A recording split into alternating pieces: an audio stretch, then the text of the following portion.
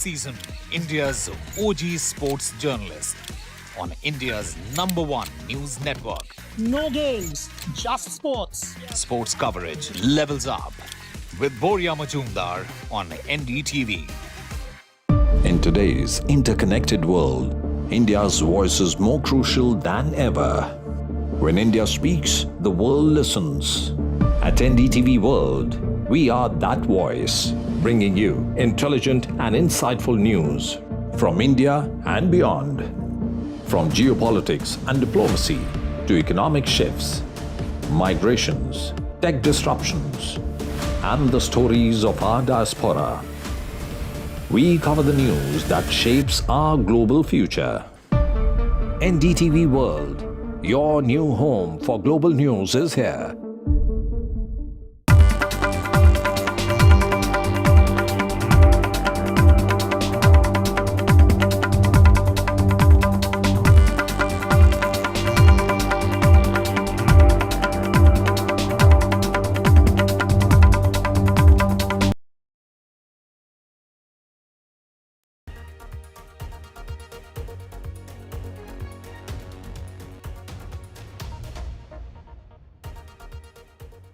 A very good morning. You're watching World 24/7. I'm Arjun Samad Mahendran, and here are your global talking points for the day. Donald Trump has threatened to slap 25% tariffs on India, but hints at ongoing trade talks, says negotiations might conclude by end of this week.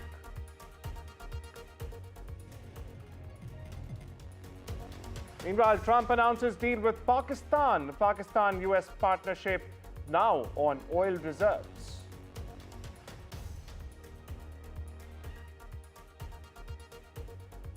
Washington initiates action against India-based companies. Sanctions hit Indian companies over Iran oil trade.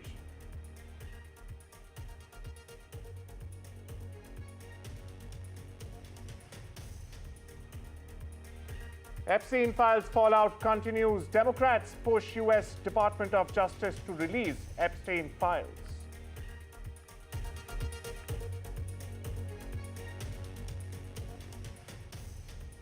Trump envoy Steve Witkoff heads to Israel for Gaza talks. Reports indicate Witkoff to discuss ceasefire stalemate in Israel.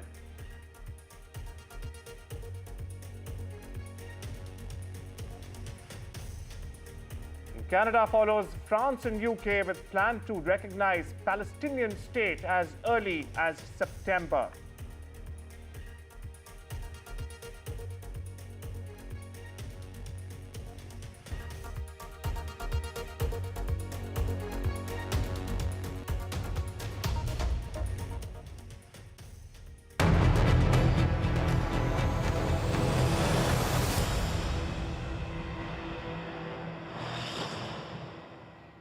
A top focus on World 24/7 this Thursday morning, viewers. Now, in a fiery move, US President Donald Trump has slapped a 25% tariff on Indian goods. It's effective the 1st of August. He's calling India's trade barriers strenuous and obnoxious. Now, Trump has also announced an additional penalty targeting India's energy and defense ties with Russia. Now, despite praising PM Modi as a friend once again, Trump warned that New Delhi's high tariffs and BRICS alignment are in fact a threat to the American dollar. However, he's also hinted that talks remain underway. Meanwhile, India's Commerce Ministry says it's studying the impact and remains committed to a fair trade deal, as it has been consistently maintaining. Now, this escalation comes just weeks before US officials visit New Delhi for the next round of trade talks. Now, this report gets you more.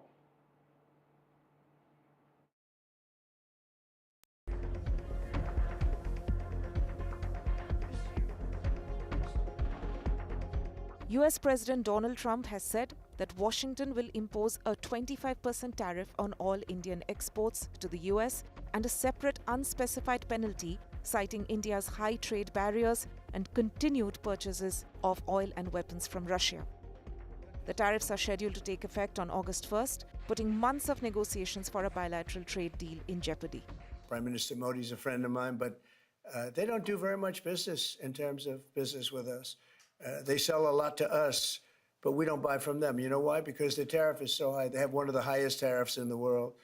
Now they're willing to cut it very substantially, but we'll see what happens. We're talking to India now. We'll see what happens. It doesn't matter too much whether we have a deal or whether we charge them a certain tariff, but you'll know at the end of this week. In another post, Trump stated, and I quote, "We have a massive trade deficit with India," unquote. Trump's move comes after a 90-day pause to negotiate individual deals during which the US signed agreements with the UK, Japan, Indonesia, the Philippines and the European Union. India has pushed back. In a measured statement, the Ministry of Commerce and Industry said that the government is studying the implications of Trump's announcement and remains committed to securing a fair, balanced and mutually beneficial trade deal. Delhi also referenced India's recent comprehensive economic and trade agreement with the UK, underlining New Delhi's push for global trade partnerships on its own terms. External Affairs Minister S. Jaishankar has repeatedly said that India will always prioritize its national interest and buy oil from whichever country offers the best price. With just a day to go for the August 1st deadline to expire, the world's two largest democracies are staring down a major trade rift. The question remains, can a trade deal still be salvaged in time? With Ridhima Kedia, NDTV World. Meanwhile, NDTV Profits Rishabh Bhatnagar unpacks what long-term impacts could these new tariffs have on India's trade balance and its resilience on US markets. Right, clearly a negotiating tactic that was coming in from Trump, made very clear from his comments that came in late last night. He said that this 25% plus tariff is because of India's presence in the BRICS grouping, as well as the trade deficit that India has. And he is in talks with India right now to figure out what the final tariff will be. That is what Trump has said. He said that by the end of this week, it will be clear what sort of tariffs India will be paying. So clearly a negotiating tactic. These 25% plus tariffs plus a penalty are not the final tariffs that India will have to pay, given that both countries are now back on the negotiating table. But what we've seen from the Commerce Ministry coming in is the fact that they have taken receipt of this note of these tariffs that have come in by Trump. They've said that they are studying the implications and that they remain committed to a BTA that is scheduled for the October fall deadline of this year. They've also said that they will protect the welfare of various segments of the society, like farmers, entrepreneurs, MSMEs, and they've said that they will take all steps necessary to secure India's national interest. And also, given the fact that there was a lot of red lines that were drawn in the UK FTA as well, they've referred to that and said that they will take steps necessary to protect national interest like it was with the UK FTA. So that is the statement that is coming in from the Commerce Ministry. But from various quarters of the industry as well as exporters, there are concerns around these very high tariffs. Firstly, on FICCI, FICCI has, which is an industry body, one of the leading industry bodies here in India. They've said that they're deeply disappointed with these 25% tariffs, and they've said that this will have, and they hope that this will be a short-term phenomenon. Staying with the story now, after Trump threatened to in fact impose 25% tariff and penalty on Indian exports, domestic equity benchmarks are set to open deep in the red on Thursday, just hours from now. In fact, Trump's move also comes as a surprise as New Delhi and Washington were holding substantial talks on a potential trade deal, leaving industrialists and economists concerned alike. Now, we're joined by market expert Mithali Nikore. Mithali, thank you so much for taking the time. What are you picking up first and foremost, and how are Indian markets expected to react to this? No, I think today when markets open, we will start to see the impact of this announcement. I do expect a reduction in the market of, anywhere between 0.1 to 0.3 basis points that should be coming in. Of course, today is not the final day because today we still have a day for negotiations. So we can still remain hopeful today, but if no deal comes through, then it will have a larger impact across markets, macroeconomically. Well, thank you so much for unpacking the latest there, Mithali. Moving on, but staying with Washington and US President Donald Trump, He's in fact now announced to deal with Pakistan and Islamabad to harness the oil reserves, announcing that he will in fact be choosing an oil company to lead this partnership shortly. Now, Trump has once again taunted India, New Delhi, and his good friend PM Modi, quipping that maybe he will sell oil to India someday, in a collaboration with Pakistan, that is. Now, that's a remark that comes amid heightened tensions between India and Pakistan after the dastardly Pahalgam attack. We stay with Washington and the US, where the Trump admin, in fact, has imposed sanctions on at least half a dozen Indian companies accused of trading in Iran, in Iranian petroleum, in fact, and also petrochemicals, as part of border action targeting 20 entities worldwide. 6 Indian entities have been targeted as a part of these 20 entities that have been targeted worldwide. Now, the US Department of State has announced the sanctions on Wednesday, alleging that Indian firms knowingly engaged in, quote, significant transactions, unquote, for the purchase and marketing of Iranian petroleum products, violating American sanctions on the country. Staying with Washington, where Senate Democrats are in fact invoking a nearly century-old rule to demand the release of the Jeffrey Epstein-related documents, or the Epstein files, as they are called, from the Department of Justice. Now, this push is led by Minority Leader Chuck Schumer. Democrats have, in fact, used the very obscure Rule of 5. Now, what's this Rule of 5? It compels agencies to release information if 5 committee members, in fact, request for it. They say the Trump administration has repeatedly failed to deliver transparency and are now, in fact, giving the DOJ only until the 15th of August to comply. The files, in fact, could shed new light on Epstein's ties to powerful figures, including Trump himself. Meanwhile, pressure is going across the aisle, with some Republicans also now breaking ranks and demanding answers. Meanwhile, Committee Chairman Schumer says the evasiveness is alarming, and he's also hinting at legal action if the request is in fact denied. We are joined by Daniel Block on more on this from New York. He's the senior editor of the Foreign Affairs magazine. Daniel, thank you so much for taking the time. Now, what might be the political fallout if the Justice Department, or the Department of Justice, so it's called, continues to withhold these Epstein files, even under the bipartisan pressure we're seeing right now? Well, I think the political fallout that Democrats are hoping for, and again, we don't know if this is going to happen, is that it'll divide the Republican coalition. So this is one of the rare issues where Republican voters are not in lockstep behind Trump. Some want the files to come out and are angry at the president for not facilitating that. Others are supportive of him. And so I think Democrats hope that by continuing to press this, they could peel off some Republican voters or lower Republican support for the president. Daniel, what do you make of the many changing versions and statements coming out from President Trump? Only in the last week, we've once seen allegations coming out that he in fact met Melania at through Epstein at a party, and later he said Epstein was in fact stealing employees, young employees, as he said, from his Mar-a-Lago resort. How's it looking? How are the aesthetics looking for President Trump? Well, I think the aesthetics for him are bad.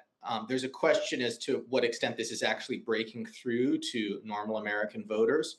Polling so far suggests that it may not be having a huge effect on his approval ratings. That could, of course, change.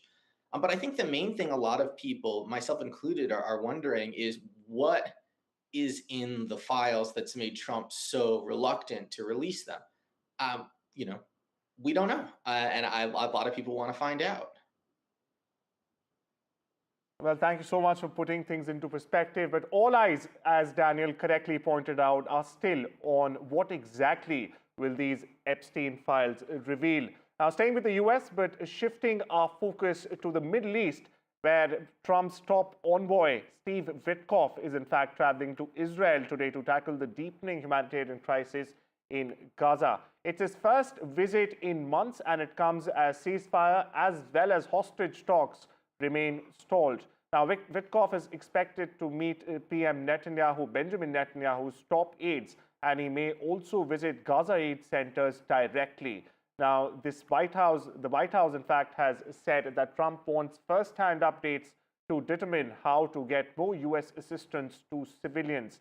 Meanwhile, talks with Hamas are still ongoing. However, Israeli officials say progress is unlikely. Meanwhile, behind the scenes, Israel and the U.S. are also exploring tougher alternatives, including a possible escalation or even greater partial annexation of Gaza if this deadlock continues.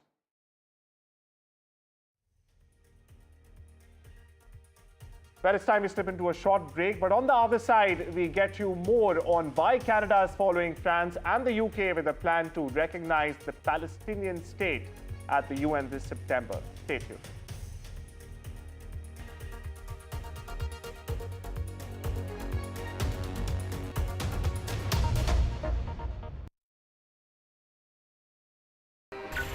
Sleepless for sports. We are reloading sports NDTV style. With the biggest comeback this season, India's OG sports journalist on India's #1 news network. No games, just sports. Sports coverage levels up with Boria Majumdar on NDTV. When facts are fragmented, we put the pieces together. Where power collides with truth, we are there. Behind me is that massive security arrangements that are in place. Behind fractured boundaries, we clear the fog of war. Fault Lines with Gauri Dwivedi, only on NDTV World. In today's interconnected world, India's voice is more crucial than ever. When India speaks, the world listens. At NDTV World, we are that voice, bringing you intelligent and insightful news from India and beyond. From geopolitics and diplomacy to economic shifts, migrations, tech disruptions, and the stories of our diaspora. We cover the news that shapes our global future. NDTV World, your new home for global news, is here. So, sir, your work is heavily rich in impeccable artisanship and craft, I must say. And recently, with the whole Prada versus Kolhapuri artisan debate, how do you see this? Where do you stand? And also this whole conversation about cultural appropriation and cultural appreciation. What's your take on it? See, my personal opinion on anything other than plagiarism, which is absolutely not okay. But other than that, I think if somebody can get inspired by something which has its own sort of creative language and create something and create a sort of statement which highlights that thing even more, rather than sort of let it kind of disappear in time, then you're probably doing a service of sorts. Right. So, of course, with all acknowledgements and everything, that's mandatory. The world would never know about it until we do something. So you think, in a way, Prada is exposing Indian craftsmanship and Kolhapuri? I think what they've done to Kolhapur now, if you look at it, is suddenly it's the buzzword. Right. Everybody knows Kolhapuri chappals now. City now. Yeah, it's suddenly Kolhapuri chappals are the it sort of statement. So, may not have approached it the right way, but I think what this has managed to do to Kolhapur and an indigenous product is amazing. But do we capitalize it?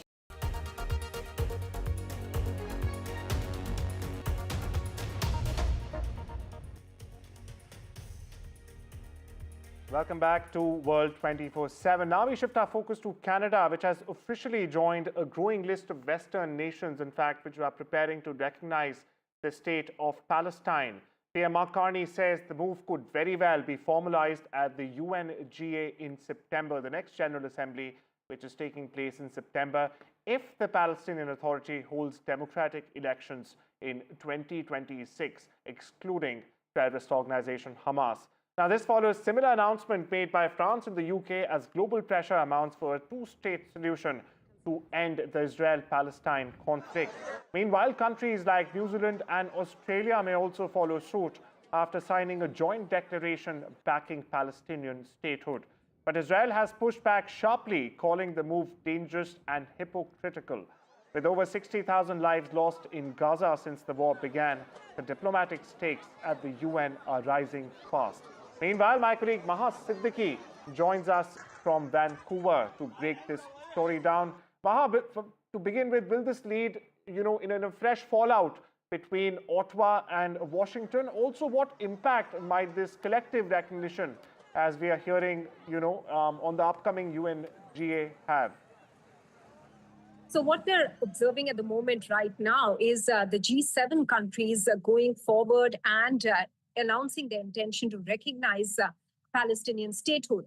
And Canada becomes the third country in G7 after France and the United Kingdom to announce that intention of recognizing Palestine in the upcoming United Nations General Assembly in September. Now, we do know that the US has a totally different view on this at the moment as far as the two-state solution is concerned. And this was addressed by Prime Minister Mark Carney today in the press conference when he said that the only possible solution for peace in that region was a two-nation solution, which he says is now eroding before our eyes. And he also, when asked a question about whether it's a critique for Israel, said that facts were being changed on the ground through the statements, policies, and actions, and that is the reference to Israel over there. And that is why, out of necessity, this decision has been taken. And he believes that this is a collective decision as of now by countries from the G7 who are step by step coming forth and making this decision. And therefore, there is strength in that collective decision. So in some sense, giving us an idea of where Ottawa would be vis-a-vis Washington, D.C., which was your question, with regards to this decision of Canada that was announced today. A big decision by Canada to recognize Palestinian statehood in the upcoming UNGA. But there are commitments they've sought from the Palestinian authorities that they will hold elections in 2026 without Hamas. Well, thanks for getting us the latest. And clearly, new fault lines emerging in the ongoing Middle East conflict, as we've seen. But we shift our focus to Pakistan, where there's tragic news, in fact, coming in of German Olympic champion Laura Dahlmeier has died in a mountaineering accident on the Lela Peak at an altitude of 5,700 meters. Now, the 31-year-old former biathlon star was struck by falling rocks during a climb in the Karakoram mountain range. Her climbing partner survived, but rescue efforts were called off due to bad weather.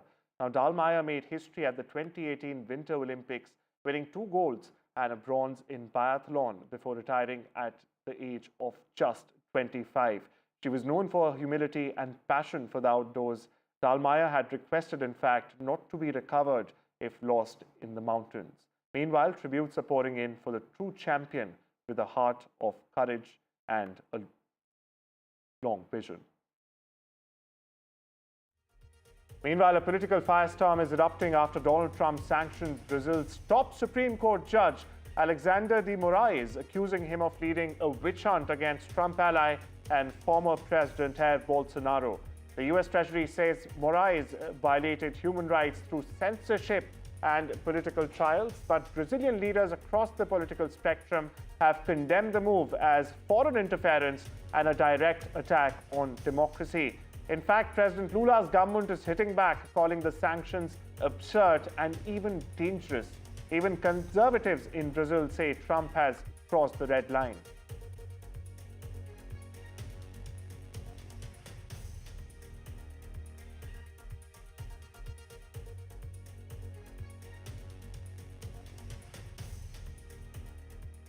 And Portugal is facing a series of wildfires during another summer heatwave. Viewers, on Wednesday itself, morning 2 wildfires were of concern. In fact, with over 3,300 firefighters on the ground, 1,000 fire engines and 29 aerial resources. Portugal has been experiencing a heat wave in recent days with temperatures closer to 40 degrees Celsius. Meanwhile, in the northern part of the country, close to the border with Spain, a fire that started Saturday night has been burning for several days now, threatening villages and the natural protected area of Gers. And thousands of fans are lined up the streets of Birmingham to honor Ozzy Osbourne. Yes, he's the legendary Black Sabbath frontman. As his funeral procession wound through his hometown Sharon, Kelly, Jack, and Amy, his wife and children, respectively, paid their respects at the funeral before heading to a private service.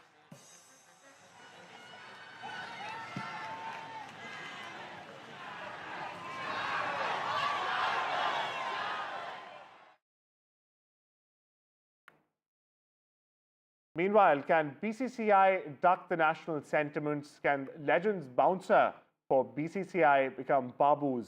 What's the confusion? There should be no cricket, in fact, with terror supporters. India is clear, but why is BCCI in doubt? Meanwhile, India's legends are leading the way. They've pulled out of the World Cricket League game. They're saying they will not play with Pakistan. And now the big question here is, will BCCI follow the legends' example? Here's more.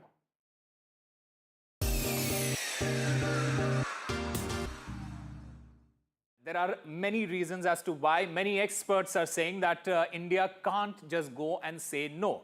Some argue that adhering to the Olympic Charter's principles might be beneficial for India's bid to host the 2036 Olympics.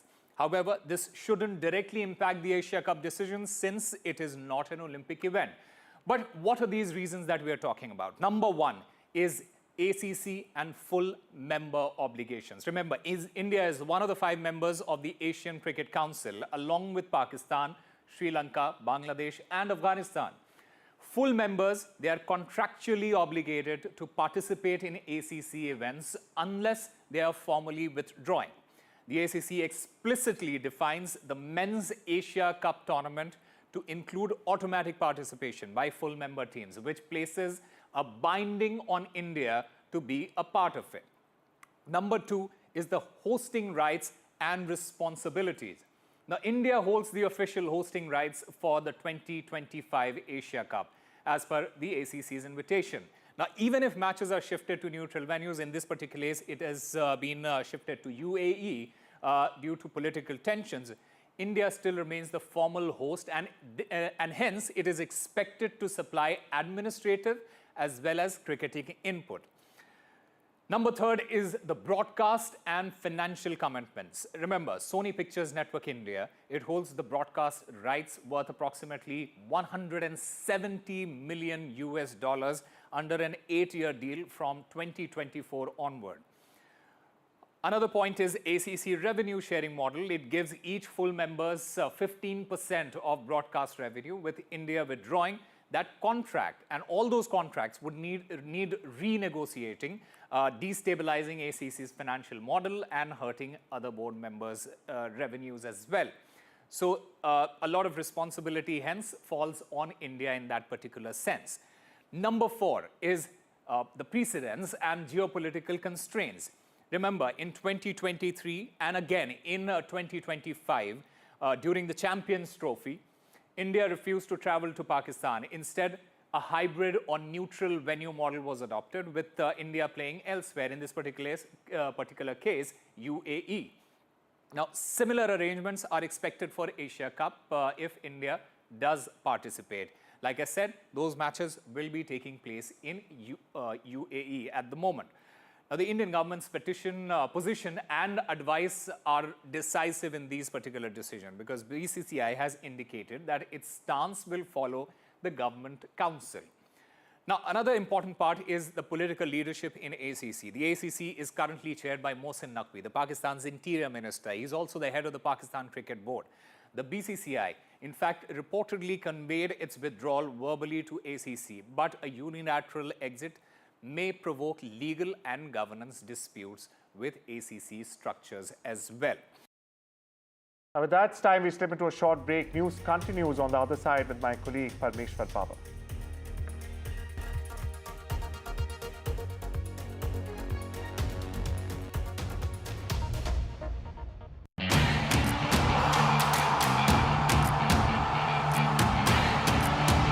Some say sport is a matter of life and death. The truth is, it is far more serious than that. Sport is about ecstasy and agony. about pain and suffering, about joy and much more. Some say there's no one better to tell these stories. So here I am. Join me, Boria Majumdar, on India's #1 news network.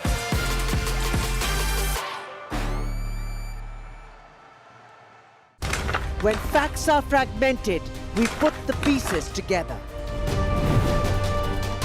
Where power collides with truth, we are there. Behind me is that massive security arrangements that are in place. Behind fractured boundaries, we clear the fog of